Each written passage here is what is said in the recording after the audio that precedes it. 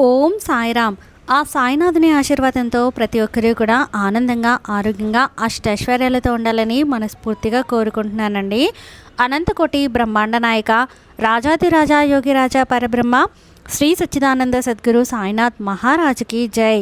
ఈరోజు బాబాగారు మన కోసం అందించిన సందేశం ఏంటి అంటే, తల్లి నిన్ను మోసం చేయడానికి కొంతమంది ఎదురు చూస్తున్నారు. ఇక వారి పేర్లు ఈ చీటీలో రాసి ఉంచాను. వెంటనే ఇది తెరచి చూడు తల్లి. వాళ్ళు ఎవరో నీకు కళ్ళకు కట్టినట్లుగా నీకు తెలుస్తుంది. వెంటనే నువ్వు జాగ్రత్త పడతావమ్మా, పడాలి కూడా. అందుకే నీకు ముందుగానే ఈ సందేశాన్ని తీసుకొని వచ్చాను. ఇక ఏమాత్రం ఆలస్యం చేయకుండా జాగ్రత్తగా విను తల్లి. ఒక్కసారి ఆ చీటీని తెరచి చూడు, అన్నీ నీకే అర్థం అవుతాయని బాబాగారైతే అంటున్నారండి. మనల్ని మోసం చేయడానికి ఎవరు వస్తున్నారో, ఎవరిని చూసి మనం జాగ్రత్తగా ఉండాలో ఇప్పుడు మనం బాబాగారి మాటల్లోనే తెలుసుకుందాం. బాబాగారు ఎందుకు ఇంతలా చెప్తున్నారో తెలుసుకోవాలి అంటే వీడియోని చివరి వరకు స్కిప్ చేయకుండా చూడండి. అప్పుడే మీకు బాబాగారు చెప్పేది అర్థమవుతుంది. ఇది కనపడిన వెంటనే కాదనకుండా, నిర్లక్ష్యం చేయకుండా ఒక్క క్షణంలోనే అన్నీ మారిపోతాయి తల్లి కదా. గంటలు, రోజులు, వారాలు కాదు తల్లి, కేవలం నీ జీవితంలో కొన్ని ఘటనలు, సంఘటనలు, మలుపులు, మెలికలు ప్రతి ఒక్కటి కూడా మారుతాయి. ఒక్కొక్కసారి నీ జీవితమే తలక్రిందులు అయిపోతుంది. కాబట్టి నీ సాయి అందిస్తున్న ఈ సందేశాన్ని నువ్వు ఆనందంగా అందుకో, జాగ్రత్త పడు. లేకపోతే పూర్తిగా మోసపోయి ఆ తర్వాత కన్నీళ్లు పెట్టుకుంటావు. కాబట్టి జాగ్రత్త తల్లి. ఎవరు ఎలాంటి వాళ్ళు తెలుసుకో. నీ సాయి చెప్పే మాటల్ని ఏ మాత్రం కూడా నిర్లక్ష్యం చేయకు. ఏముందులే అని తీసి పారేయకమ్మా. ఈ చీటీలో నీకే తెలియని ఎన్నో రహస్యాలు అయితే దాగి ఉన్నాయి. కాబట్టి నువ్వు ఏ మాత్రం కూడా అస్సలు అశ్రద్ధ చేయకుండా, నిర్లక్ష్యం చేయకుండా నీ కంటపడిన వెంటనే నీ సాయి చెప్పేది జాగ్రత్తగా విను తల్లి. ఇది కేవలం నీ బాబా నీ కోసం తీసుకుని వచ్చిన మంచి సందేశం తల్లి. చివరి వరకు చూడు, అన్నీ అర్థమవుతాయి. చూడు తల్లి, ఇప్పుడు నీకు కొంచెం కంగారు, అలానే కాస్త భయము వచ్చేసింది కదా. అయితే అన్నీ కూడా నీకు మొదలై ఉన్నాయి కదా. ఎందుకు బాబా, అసలు నన్ను ఎవరు మోసం చేయబోతున్నారు? నేను ఎవరికి కూడా ఎలాంటి చెడు తలపెట్టలేదు కదా. ఎవరికి నష్టం చేయలేదు, గాయపరచలేదు, నొప్పించలేదు. ఎవరి దగ్గర ఉన్న వస్తువుని నిన్ను లాక్కోలేదే. డబ్బు కానీ మనశ్శాంతిని కానీ నేను లాక్కోలేదు. అలాంటప్పుడు నా మీద ఎవరికి పగ ఉంటుంది, ఎవరికి కక్ష ఉంటుంది? నన్ను మోసం చేయాలనే ఉద్దేశం ఎవరికి ఉంటుంది బాబా? నాకు కుదిరిన వాళ్ళతో అందరితో మంచిగానే ఉన్నానే. ఏదైనా కావాలంటే సాయం చేశాను, ఆపదలో ఉన్నప్పుడు ఆదుకున్నాను. మరి నా మీద కూడా అలాంటి దురుద్దేశం పెట్టుకుని ఉన్నారా? ఎవరు బాబా వాళ్ళు అని అడుగుతున్నావా తల్లి? నీ మనసులో ఆ సందేహం మొదలైంది కదా. ఇవన్నీ తెలియాలంటే నీ సాయి సందేశం నువ్వు విని తీరాల్సిందే తల్లి. ఆ వ్యక్తి మంచి వ్యక్తిగా ఉంటారో, ఎంత ముక్కుసూటితనంతో ఉంటారో, వాళ్ళు ఎవరి దగ్గర చెయ్యి చాపకుండా, ఎవరైతే వారి జీవితంలో రెక్కల మీద కష్టపడుతూ ఉంటారో అలాంటి వారికి శత్రువులు ఎక్కువమ్మా. ఎందుకో తెలుసా? నీకు మోసం చేయడం తెలీదు, ఒకరి దగ్గర చెయ్యి చాపడం తెలియదు, అలానే ఒకరిని నొప్పించడం కూడా తెలియదు, ఒకరిని బాధ పెట్టడమూ తెలియదు. ఒకరిని మోసం చేయడం అంతకన్నా నీకు రాదు. నీ తెలివితేటలతో, రెక్కల కష్టంతో, నీ శ్రమతో నువ్వు రేయింబవళ్ళు కష్టపడి నీ జీవితంలో నువ్వు ఎదుగుతావు, తింటావు, పస్తుంటావు. కానీ పైకి మాత్రం నవ్వుతూ ఉంటావు. నీ సంసారంతో బాగుంటావు, నీ కుటుంబంతో బాగుంటావు. నాకు ఈరోజు ఈ కష్టం వచ్చింది, ఈ బాధ వచ్చింది, నాకు ఈ 10 రూపాయలు ఇవ్వు అని ఎవరి దగ్గర కూడా కష్టాన్ని చెప్పుకోవు, ఇతరుల సాయాన్ని ఆశించవు. అలాంటప్పుడు ఏమవుతుందంటే కొందరిలో ఒకలాంటి ఈర్ష్య మొదలవుతుంది. ఈ వ్యక్తి ఎవరి దగ్గర కూడా చేయి చాచడం లేదే, ఎందుకు ఈ వ్యక్తి జీవితంలో ఎదిగిపోతూ ఉన్నాడు? మేము కూడా తనతో పాటు జీవితం మొదలు పెట్టాము కదా. మా జీవితం చూస్తే అల్లకల్లోలంగా ఉంది. మా జీవితం ఎక్కడ వేసిన గొంగలి అక్కడేలాగా ఉంది. మేము ఎంతో చేస్తున్నాం, ఎంతో సంపాదిస్తున్నాం, కానీ తనంత సంతోషంగా లేమే, తనంత ప్రశాంతంగా మేము ఉండలేకపోతున్నామే. ఇక తన కుటుంబంతో ఎంత సంతోషంగా ఉంటుంది, తన కుటుంబంతో ఎంత సమయం వాళ్ళు గడుపుతూ ఉన్నారు. కానీ మా వల్ల అవడం లేదే, మేము అలా ఉండలేకపోతున్నాం. సమాజంలో వారికి వచ్చినంత పేరు మాకు రావడం లేదే. కానీ వాళ్ళకు మాత్రం అంతలా వస్తుంది, ఎందుకు వాళ్ళని నవ్వులు పాలు చేయాలి అని చెప్పి నీకు మనశ్శాంతి లేకుండా చేయాలని, నీ కుటుంబం చిన్నాభిన్నం చేసేయాలని నిన్ను టార్గెట్ చేసుకున్నారమ్మా. నీ పనుల ఆటంకాలు ఏర్పడేలా చేస్తున్నారు, నీ ఎదుగుదలను ఆపాలని ప్రయత్నిస్తున్నారు. ఎందుకు బాబా అలా చేస్తున్నారు? నేను ఎవరిని ఏమీ చేయలేదు కదా అన్న అనుమానం నీకు వస్తే, తల్లి దీని వెనుక ఒక కారణం ఉందమ్మా. ఎవరు అనేది కూడా చెప్తాను అన్నాను కదా.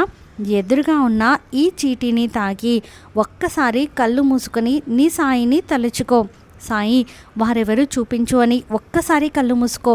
ఆ చీటీలో వారి ముఖం నీకు కళ్ళకు కనిపించేలా చేస్తాను. నీ మనసులో ఆలోచనలు నీకు ఈ చీటీలో కనబడేటట్లు చేస్తాను. వారి రూపురేఖలు నీకు కనిపించేటట్టు చేస్తాను. వారు నీతో ఎలా ప్రవర్తిస్తున్నారో, వారు ఎవరు, ఏం చేయబోతున్నారో ప్రతి ఒక్కటి కూడా ఈ చీటీ తెరచి చూడు. నీ సాయి మీద భారం వేసి తప్పకుండా విను. అంతా కూడా నీకు మంచి జరుగుతుంది. వారి చరిత్ర అంతా కూడా నీకు కనిపిస్తుంది. నీతో ఉన్నారమ్మా, నీ చుట్టూ తిరుగుతున్నారు, నీ ముందే తిరుగుతూ ఉన్నారు, ప్రతి పనిలో నీ వెంటే ఉన్నారు, ప్రతిదీ నీ గురించి గమనిస్తూనే ఉన్నారు.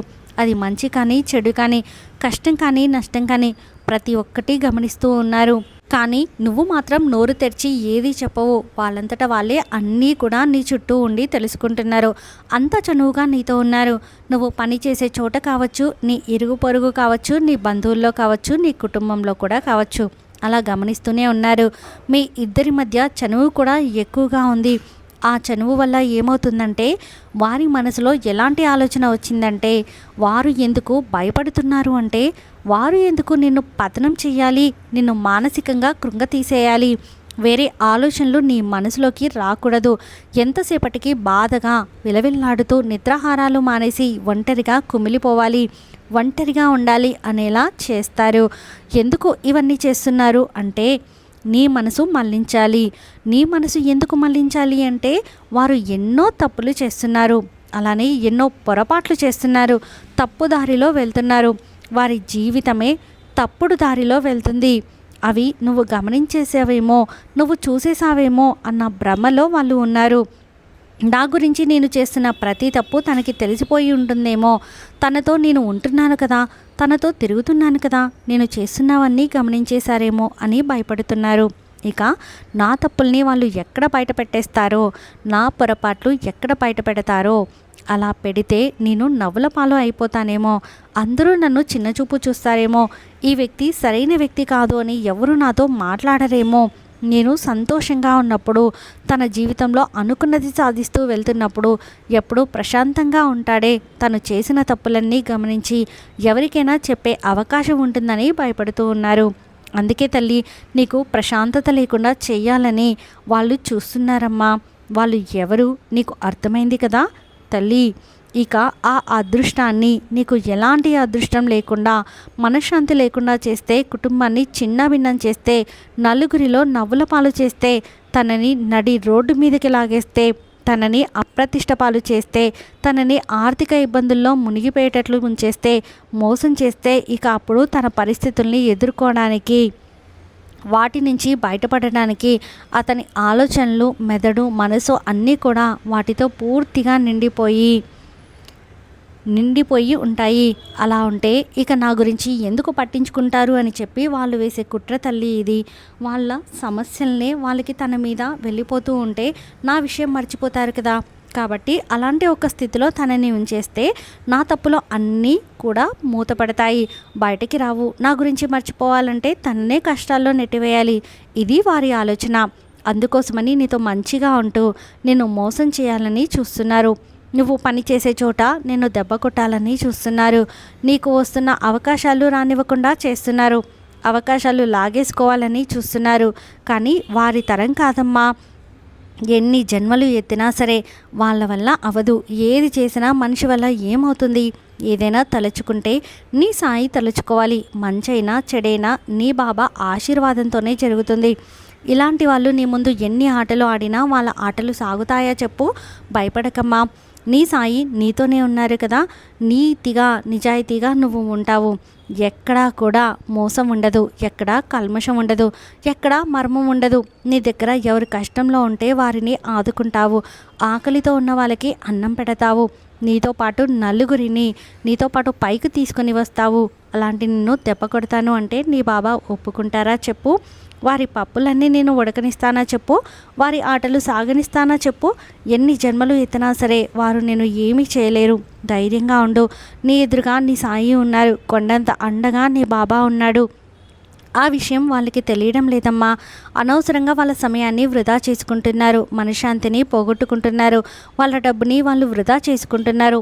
సమయము ఆలోచనలు అన్నీ కూడా నీ మీద మళ్లించేసి సరిగ్గా కష్టపడక డబ్బులు రాక ఆర్థిక ఇబ్బందుల్లో ఇప్పటికే అల్లాడిపోతున్నారు. అది వాళ్ళు గమనించడం లేదు. ఎంతసేపటికి నీ మీదనే ఉన్నారు. మనసు కానీ ఇంకొకటి వాళ్ళు చేసిన తప్పులు కానీ పొరపాట్లు ఏవైతే ఉన్నాయో దాని కారణంగా వచ్చే కర్మ ఉందో ఆ కర్మ నుంచి కూడా తప్పించుకోవాలని చూస్తున్నారు. కర్మ ఎవరిని విడిచిపెట్టదమ్మా, అన్నీ చూస్తుంది. కర్మ ఒక్కసారి గురిపెట్టి కొట్టిందంటే లేవలేనంత దెబ్బ కొడుతుంది, పైకి లేవలేరు. మళ్ళీ అలాంటి దెబ్బ త్వరలోనే రుచి చూస్తారు.